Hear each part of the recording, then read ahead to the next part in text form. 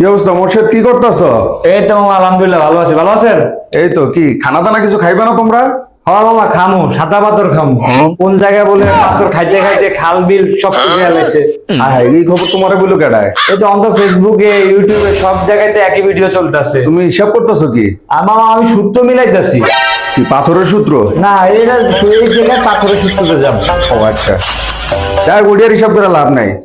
পাথর খাওয়াইবেন?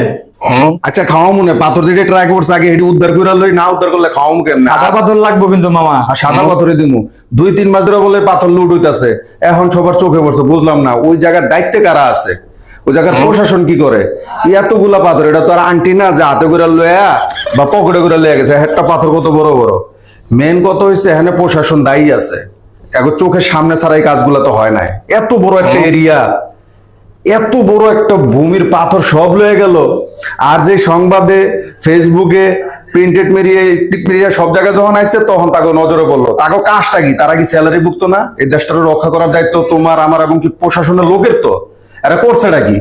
এগারো যখন কেউ আঙ্গুল দিয়ে দেখে দেয় তখন তারা দেখে নিজের থেকে ওই দেশে দায়িত্ব পালন করে। এর লেগে আমরা অবহেলিত, আমরা ছোট মনেও ছোট। আর পাথরগুলো এত বছর ধরে পড়ে রয়েছে, এরা কারা?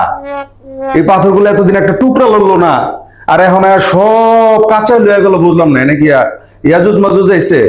কিয়ামতের আগে হুঁসি ইয়াজুজ মাজুজ আইবো, যা পাইবো সব খায় লেবে। এটি কারা? মামা এটাই হারা হাগো বংশের লোক, ইয়াজুজ মাজুজের। এরাও পাথর খায়। পাথর খায়? হ্যাঁ মামা পাথর খায়। যাক আল্লাহ ভাগ্য ভালো যে ওই জায়গায় আমরা ছিলাম, নাহলে আমগো মনে ছাগা দিয়ে খায়। পাথরও খায় লাইতে।